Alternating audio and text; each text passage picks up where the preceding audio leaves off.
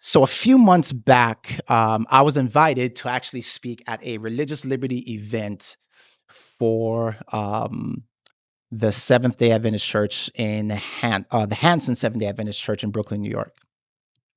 And I was told that there were going to be several politicians there, and that these politicians were supposed to only speak on religious liberty. So they were being invited, but we weren't sure if they weren't sure if they were going to come.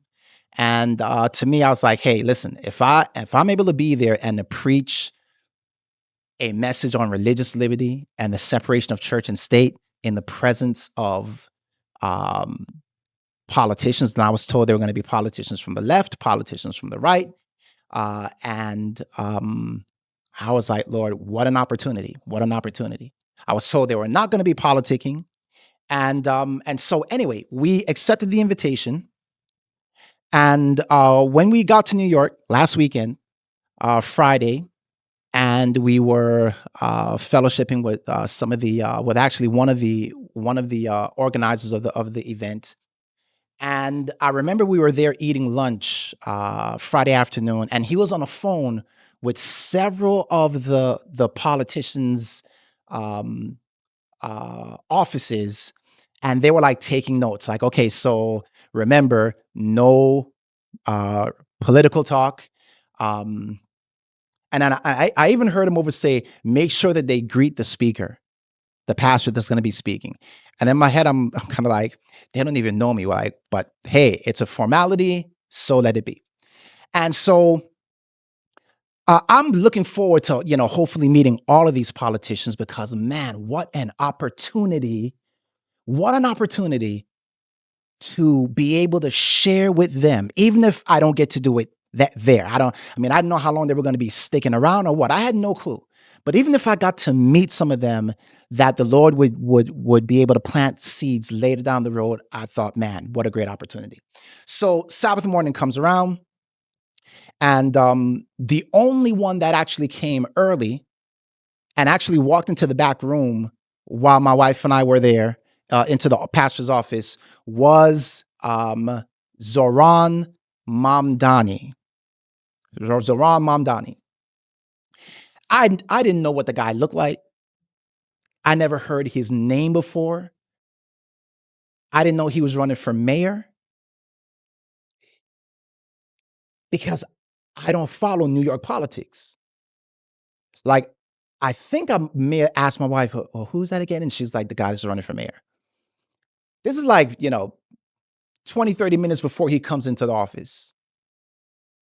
The name I heard was Hakeem Jeffries that was going to be there. And that was the name that I knew. And I was like, I wonder if I'm going to get to meet him. So when Zoran comes in, and, just a little bit earlier, my wife was like, "That's the guy that's running for mayor for New York." And I'm like, okay, this is the guy running for mayor for New York.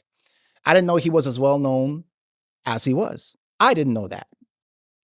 And so he comes in, and we greet each other. Um, and he's very just, warm personality. And someone took a picture of us, and our exchange was probably like maybe a minute. So then we all have to go out, and it's only him. He's the only one there. Some of the other politicians don't come till later. And I remember, as I was sitting down in the pew, and I was sitting next to one of the organizers, and he was just like, he was saying to me, "Lord, please do not, let them, go off course. We have done everything we could to let them know, please stay on religious liberty." And I said to him, "Yeah, you know how those YouTube channels go. They just looking for something."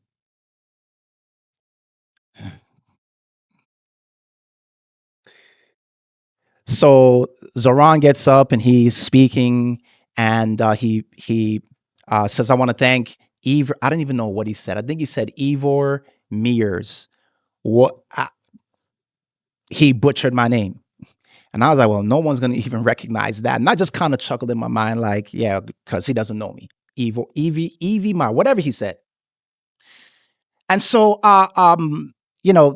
they say what they say, and some of them, veer off a little bit, and I'm just like, but I know that the leaders, instructed them, do not speak on anything political. This is about religious liberty. And they all agreed.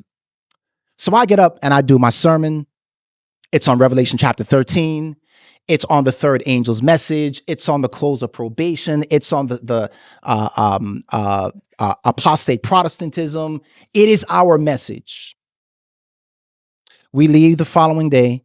And that morning, my wife happened to post the picture. I didn't even know she was posting it. Posted the picture on her Instagram. I had no idea that she had done that. And in the picture, she tagged me at Ivor Myers, and then she thought she was tagging Zoran in a way to say, hey, this is a way that, trying to stay connected with him so that he could see, hey, we posted this, we posted the picture. And the post that she chose when the tag that she chose when all the tags came up was Zoran for mayor. So it looked like she was endorsing Zoran for mayor. Now, I didn't know this till after the plane landed in Huntsville, Alabama. And somebody calls me and says, Pastor, there are people saying that you endorsed the guy running for mayor. And I was like, why would I endorse somebody that I don't know, that I just met, that I don't know about his politics? Like, I just met him. That doesn't make sense. And they were like, well, on your wife's Instagram, there's a picture. And I'm like, but that's just a picture. And they were like, well, it says Zoran for mayor. And I was like, what?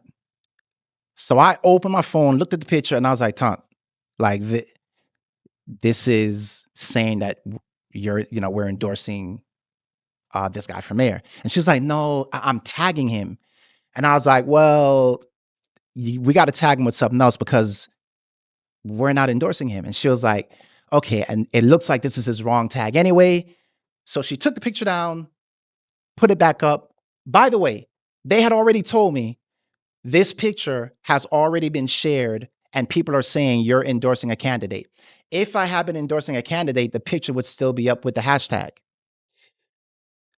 So all of this to say, you guys, that that later that evening, I actually put up a post and said, hey guys, no, this is not what happened. And that was it, you guys. I became a Muslim supporter. What are you doing standing with this man? He's a Democrat. He's evil. He's wicked.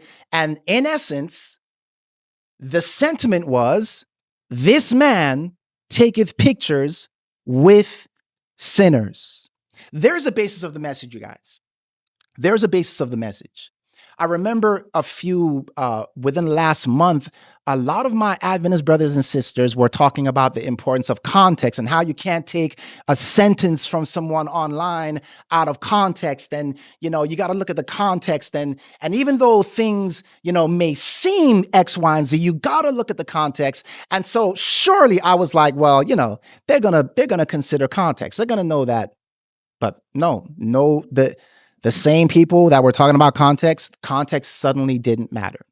Videos were made and none of the people ever stopped to say, hey, let's go and talk to Pastor Myers and see, hey, what was the situation behind this? Like, what happened?